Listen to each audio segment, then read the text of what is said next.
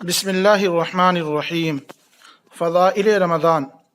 افضل ترین مہینہ رمضان المبارک ہجری تقویم کے اعتبار سے نواں مہینہ ہے۔ اسلام میں اس مہینے کو بڑی اہمیت حاصل ہے۔ ارشاد خداوندی ہے، شہر رمضان الذی انزل فیہ القرآن ھدی للناس وبینات من الہدی والفرقان الی آخر الآیہ۔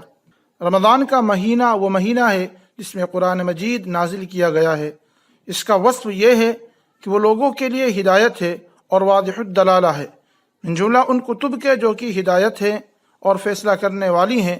سو جو شخص اس ماہ میں موجود ہو اس کو ضرور اس میں روزہ رکھنا چاہیے، اور جو شخص بیمار ہو یا سفر میں ہو تو دوسرے ایام کا شمار رکھنا ہے۔ اللہ تعالیٰ کا تمہارے ساتھ آسانی کرنا منظور ہے، اور وہ تمہارے ساتھ تنگی کرنا نہیں چاہتا، اور تاکہ تم لوگ شمار کی تکمیل کر لیا کرو، اور تاکہ تم لوگ اللہ تعالیٰ کی طرف سے ہدایت پانے پر اس کی بزرگی بیان کیا کرو، اور تاکہ تم لوگ شکر ادا کیا کرو۔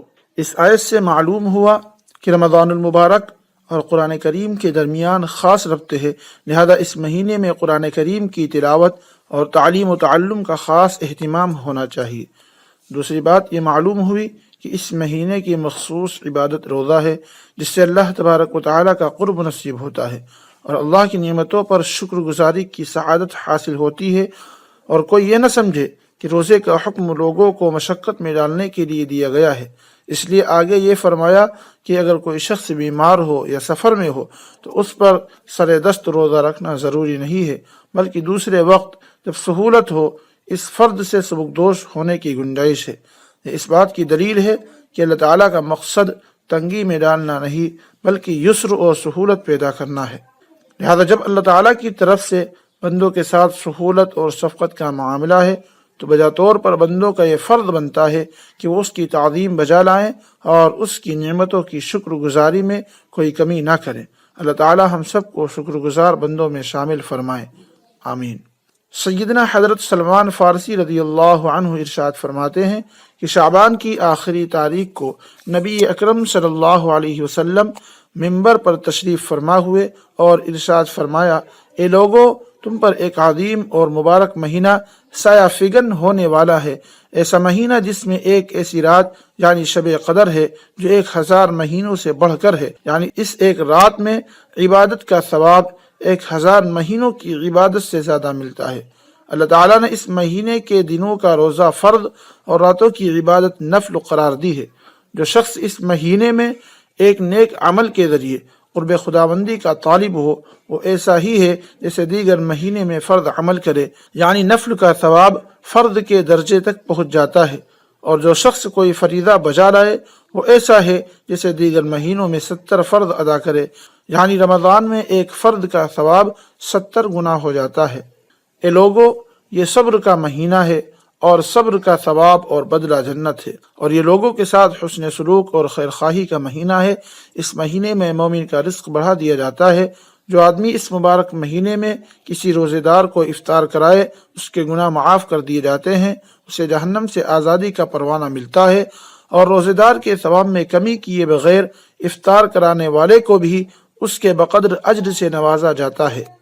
یہ سن کر صحابہ کرام رضی اللہ عنہم نے عرض کیا، اے اللہ کے رسول صلی اللہ علیہ وسلم، ہم میں سے ہر آدمی اپنے اندر اتنی وسعت نہیں پاتا کہ وہ دوسرے کو باقاعدہ افطار کرائے اور اس کے ثواب سے بہرہ یاب ہو۔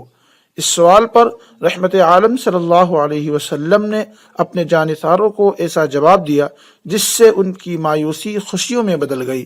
آپ صلی اللہ علیہ وسلم نے ارشاد فرمایا، اللہ تعالیٰ یہ انعام ہر اس شخص پر فرماتے ہیں جو کسی بھی روزے دار کو ایک گھونٹ دودھ، ایک عدد کھجور، حتیٰ کہ ایک گھونٹ پانی پلا کر افطار کرا دے۔